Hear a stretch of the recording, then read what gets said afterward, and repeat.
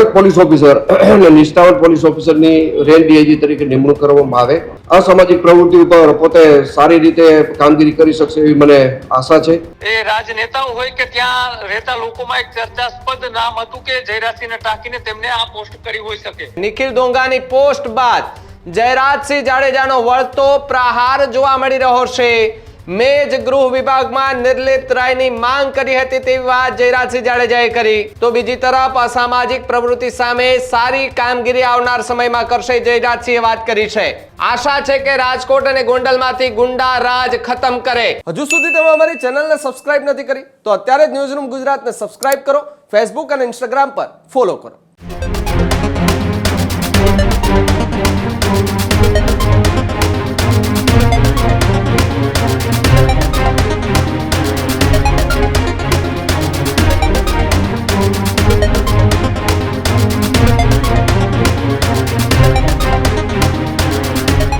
નમસ્કાર, આપ જોઈ રહ્યા છો ન્યૂઝરૂમ ગુજરાત અને આપની સાથે હું છું ભાવિક. મહત્વપૂર્ણ સમાચાર અત્યારે ગોંડલથી મળી રહ્યા છે. રાજકોટની અંદર રેન્જ આઈજી તરીકે નિર્લિપ્ત રાયની નિમણૂક થતા હવે ચર્ચા તેજ થતી જોવા મળી રહી છે. નિખિલ ડોંગાની પોસ્ટ બાદ જયરાજસિંહ જાડેજાનો વળતો પ્રહાર જોવા મળી રહ્યો છે. મેં જ ગૃહ વિભાગમાં નિર્લિપ્ત રાયની માંગ કરી હતી તેવી વાત જયરાજસિંહ જાડેજાએ કરી. ચૂંટણીનો સમય છે, આક્ષેપ પ્રતિ આક્ષેપ થતા હોય છે તે પ્રકારની વાત જયરાજસિંહે કરી છે. નિર્લિપ્ત રાયની બદલીને હું આવકારું છું તેવી પણ વાત જયરાજસિંહ જાડેજાએ કરી છે. તો બીજી તરફ અસામાજિક પ્રવૃત્તિ સામે સારી કામગીરી આવનાર સમયમાં કરશે જયરાજસિંહે વાત કરી છે. મારી જ એ માંગણી હતી કે કડક અધિકારી જે છે તે આ વિસ્તારમાં મુકાય. તો બીજી તરફ રાજકોટ રેન્જ આઈજી તરીકે નિર્લિપ્ત રાયની નિમણૂક થતા હાલ તો ચર્ચા જે છે તે થતી જોવા મળી રહી છે. વહેલી સવારે જ્યારે આ સમાચાર મળ્યા ત્યારે નિખિલ ડોંગાની સ્ક્રીન પર આપણે આ પોસ્ટ દેખાઈ રહી હશે. એક શક્તિશાળી બાહુબલી ગણાતા રાજકીય નેતાને પોતાના સંપૂર્ણ પ્રયાસો કર્યા છતાં પણ જાબાજ પોલીસ અધિકારી કે જે નિર્લિપ્ત રાય સાહેબની રાજકોટ જિલ્લામાં રેન્જ આઈજી તરીકેની બદલી રોકી ન શક્યા. આ બનાવ દર્શાવે છે કે વ્યક્તિગત પ્રમાણ હોવા છતાં અંતિમ નિર્ણય વ્યવસ્થાની નીતિઓ અને વહીવટી પ્રક્રિયાઓ એની મુજબ લેવામાં આવે છે. નિર્લિપ્ત રાય સાહેબને ખૂબ ખૂબ શુભેચ્છાઓ અને આશા છે કે રાજકોટ અને ગોંડલમાંથી ગુંડા રાજ ખતમ કરે. આ પ્રકારની પોસ્ટ સાથે નિખિલ ડોંગા વહેલી સવારથી જે છે તે આજે ચર્ચામાં આવ્યા હતા અને એની વચ્ચે જયરાજસિંહ જાડેજાનો આ સૌથી મોટો ખુલાસો જે છે તે અત્યારે જોવા મળી રહ્યો છે.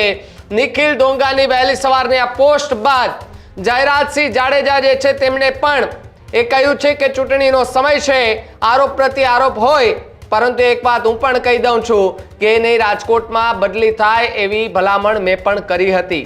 જો કે નિખિલ ડોંગાનું કહેવું છે કે કેટલાય લોકોએ એવી ચર્ચાઓ કરી હતી કે બદલી ન થાય, પરંતુ એમનું કશું ચાલ્યું નહીં. આ પ્રકારની વાતો વચ્ચે જયરાજસિંહ જાડેજાએ નિવેદન આપતા શું કહ્યું હતું આવો પહેલા એ પણ સાંભળીએ. ગૃહ રાજ્યમંત્રી પાસે મેં ખુદે જ માગણી કરેલી કે ચૂંટણીનો સમય છે અને ઘણા આક્ષેપ પ્રતિ આક્ષેપ થતા હોય.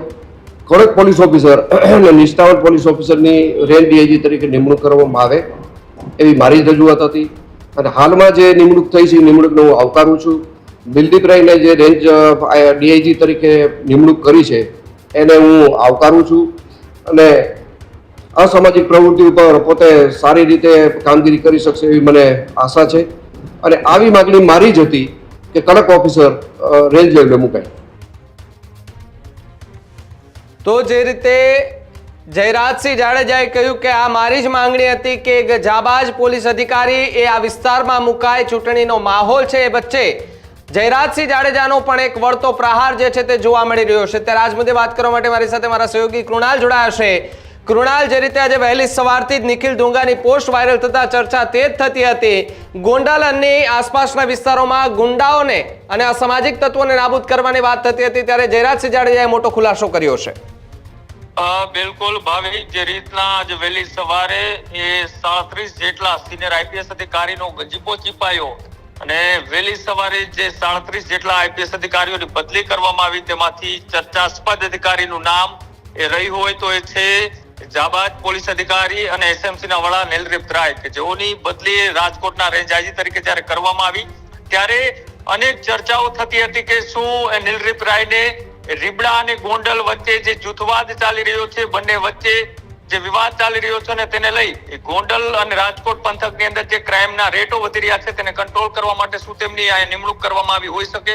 આમ તો લાંબા સમયથી આ નિલરીત રાયની રાજકોટમાં રેન્જ આઈજી તરીકે લાવવામાં આવે તેવી માંગ છે તે ઉઠી હતી, અને જ્યારે આજે નિલરીત રાયની રાજકોટના રેન્જ આઈજી તરીકે, જિલ્લાના રેન્જ આઈજી તરીકેની જ્યારે નિમણૂક કરવામાં આવી ત્યારે પાટીદાર સમાજના એટલે કે નિખિલ ડોંગા કે જે જયરાજસિંહ વિરુદ્ધના જૂથના છે, યુથ એજ કલ્યાણ ગ્રુપ, એ ગોંડલની અંદર તેઓ ચલાવે છે, સક્રિય છે. જો કે તેઓ ગોંડલની અંદર તો તેમને આવવાની પરમિશન નથી, પણ તેઓ અત્યારે હાલ સુરત છે, ને તેને એક જે ફેસબુકના માધ્યમથી એક પોસ્ટ મૂકી હતી ને તેમાં તેઓ લખ્યું હતું કે એક શક્તિશાળી બાહુબલી ગણાતા રાજકીય નેતાએ પોતાના સંપૂર્ણ પ્રયાસો કર્યા છતાં પણ જાબાદ પોલીસ અધિકારી નિલપ્રીત રાયની રાજકોટ જિલ્લામાં થતી રેન્જ આઈજી તરીકેની બદલી છે તે રોકી ન શક્યા.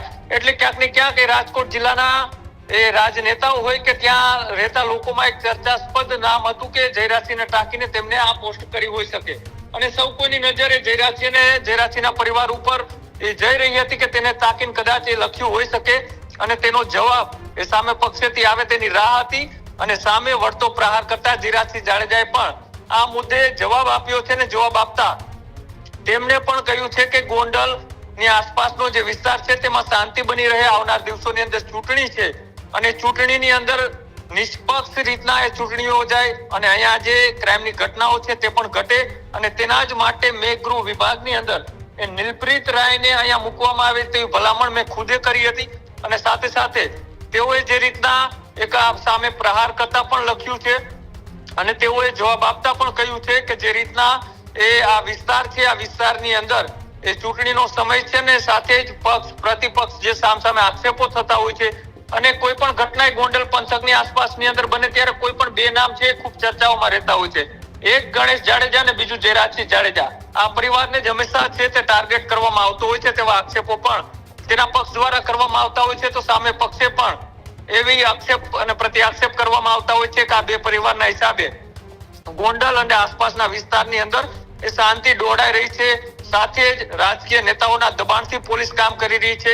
આવા અનેક આક્ષેપો થતા હોય છે, ને તેના જ કારણે કદાચ રાજ્ય સરકારે આ નિર્ણય લીધો હોઈ શકે.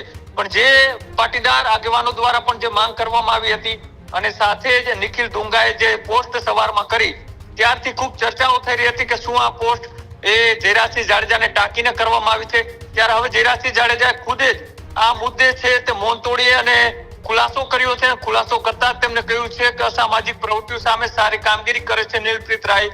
મારી જ માંગણી હતી કે કડક અધિકારી અહીંયા મૂકવામાં આવે, અને તેના જ કારણે અત્યારે જે આ બંને પક્ષે સામસામે જે ત્યારે વોર ચાલી રહ્યો છે તેની વચ્ચે આ જે ઘી હોમવામાં આવ્યું હતું આ સળગતામાં, તેનો જવાબ એ જયરાજસિંહે એ પોતાએ પ્રતિક્રિયા આપીને આપ્યો છે, ને કહ્યું છે કે આ જે માંગણી હતી એ મારા દ્વારા જ ગૃહ વિભાગને કરવામાં આવી હતી. હવે જોવાનું રહેશે કે આગામી દિવસોની અંદર એ રાજકોટ જિલ્લાના રેન્જ આઈજી તરીકે જ્યારે નિલપ્રીત રાય એ ચાર્જ સંભાળશે, ને ત્યારબાદ એ રાજકોટ અને આસપાસના વિસ્તારોની અંદર જે બનેલી ઘટનાઓ છે કે પછી એ જૂના કેસો છે, તેમાં એ રાજકુમાર જાટનું જે શંકાસ્પદ મોત, રહસ્યમય મોત થયું એ કેસ છે, ત્યારબાદ એ અમિત ખૂટ આત્મહત્યા કેસ છે.